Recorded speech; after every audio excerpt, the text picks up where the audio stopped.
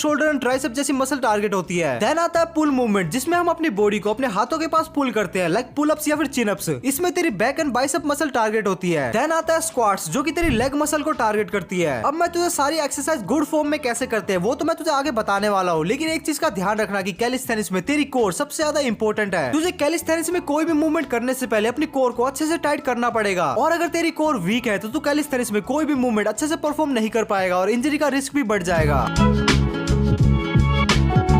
अब हमें पता चल गया कि कैलिस्थेनिक्स में बेसिकली 3 मूवमेंट होती है, और इन्हीं 3 टाइप की मूवमेंट से हम अपना वर्कआउट बनाएंगे। लेकिन इससे पहले एक और डाउट है जो कि बिगिनर्स में आता है कि हमें वीकली कितने दिन ट्रेन करना चाहिए। तो इसका जवाब तेरी बॉडी तुझे खुद ही दे देगी। सो अगर तू एकदम ही बिगिनर है और फर्स्ट डे की ट्रेनिंग के बाद नेक्स्ट डे तुझसे तेरी बॉडी ना उठने की भीख मांग रही है, तो तुझे वीक में सिर्फ 3 दिन अल्टरनेटिव डेज पे ट्रेन करना है। और टाइम के साथ अगर तुझे ट्रेनिंग करते हुए 1-2 महीना हो चुका है और तेरी बॉडी भी अच्छे से रिकवर हो रही है, तब तू उसे वीकली 4 से 5 दिन भी कर सकता है। तो सबसे पहले हम बात करते हैं पुश मूवमेंट की, और कैलिस्थेनिक्स में सबसे बेसिक पुश मूवमेंट है हमारी पुशअप। और पुशअप तेरी चेस्ट, शोल्डर एंड ट्राइसेप को अच्छे से टारगेट करती है। सो अगर तुझे अपर चेस्ट टारगेट करना है तो किसी एक एलिवेटेड प्लेस पे अपने पैरों को कुछ इस तरीके से रख के तू डिक्लाइन पुशअप कर सकता है, और लोअर चेस्ट के लिए तू ऐसे इंक्लाइन पुशअप कर सकता है। और पुशअप करते समय इस बात का ध्यान रखना कि तेरी एल्बो कुछ ऐसे स्ट्रेट ना हो, बल्कि थोड़ी अंदर की तरफ टक्ड इन हो। और अगर तुझसे नॉर्मल पुशअप नहीं लगते तो कोई प्रॉब्लम नहीं है, तू नी पुशअप से अपनी जर्नी को स्टार्ट कर सकता है। और अपने शोल्डर को ट्रेन करने के लिए तू कुछ ऐसे पाइक पुशअप कर सकता है। इसमें तेरी डुई कुछ ऐसे ऊपर की तरफ उठी हुई होनी चाहिए, और तू अपनी बॉडी से कुछ ऐसे वी शेप को बनाएगा। देन तुझे अपने सर को आगे की तरफ फ्लोर के एकदम पैरेलल रख के कुछ ऐसे पुशअप मूवमेंट को परफॉर्म करना है। एंड ट्राइसेप के लिए तू कुछ ऐसे सीटेड डिप्स कर सकता है। अगर तुझे डिप्स नहीं लगता तो नो प्रॉब्लम, इनिशियली तू अपने फीट को अपनी बॉडी के पास रख सकता है। तेरे फीट तेरी बॉडी के जितने पास होंगे उतना ही इजी डिप्स होगा, और जितने दूर होंगे उतना ही मुश्किल होता जाएगा। सो अपने औकात अनुसार अपने फीट के डिस्टेंस को रखना, और इसमें तुझे अपने रेंज ऑफ मोशन का खास ध्यान रखना है। अगर तू बिगिनर है तो ज्यादा नीचे मत जाना, इससे तेरे शोल्डर पे एक्स्ट्रा लोड पड़ेगा। और डिप्स मारते वक्त अगर तुझे शोल्डर पेन हो रहा है तो डिप्स को वहीं रोक देना। और अगर तूने सीटेड डिप्स मास्टर कर लिए हैं तब तू पैरेलल डिप भी कर सकता है। और पैरेलल डिप के दौरान तू अपने आप को ज्यादा सपोर्ट करने के लिए कुछ ऐसे दोनों बार के बीच में रेजिस्टेंस बैंड को लगा सकता है, एंड सपोर्टेड पैरेलल डिप्स को परफॉर्म कर सकता है। एंड नेक्स्ट है पुल मूवमेंट, जिसमें तू करेगा pull ups for your back and chin ups for your biceps. और अगर तुझसे पुल अप्स नहीं होते तब कुछ ऐसे रेजिस्टेंस बैंड को अपने पैरों और बार के बीच में लगा लेना और असिस्टेड पुल अप से स्टार्ट करना। इसके अलावा तू नेगेटिव पुल अप करके भी पुल अप्स की प्रैक्टिस कर सकता है। तो इसमें तुझे बार को ऐसे कूद के पकड़ना है और नीचे एकदम स्लोली आना है। अब नेक्स्ट हम ट्रेन करेंगे अपनी बॉडी के सबसे इंपॉर्टेंट मसल लेग्स को। अब लेग्स को ट्रेन करने के लिए तेरे पास सबसे इजीएस्ट ऑप्शन रहेगा बॉडी वेट स्क्वाट्स। लेकिन अगर तू एक बिगिनर है और तुझसे अपने बॉडी वेट के स्क्वाट्स नहीं लगते तो नो प्रॉब्लम, तू एक काम कर, स्क्वाट्स करते वक्त तू किसी भी चीज को पकड़ ले, इससे तेरी बैलेंसिंग की प्रॉब्लम एकदम खत्म हो जाएगी। और ऐसा करके तू स्क्वाट्स को परफॉर्म कर सकता है। तुझे स्क्वाट्स करते वक्त ये इमेजिन करना है कि पीछे तू किसी एक कुर्सी में बैठने वाला है। कुछ टाइम तक सपोर्टेड स्क्वाट्स करने के बाद तू वैसे ही नॉर्मल स्क्वाट्स करना शुरू कर देगा। एंड सेम प्रोग्रेसिव ओवरलोड के लिए तू अपने स्कूल बैग का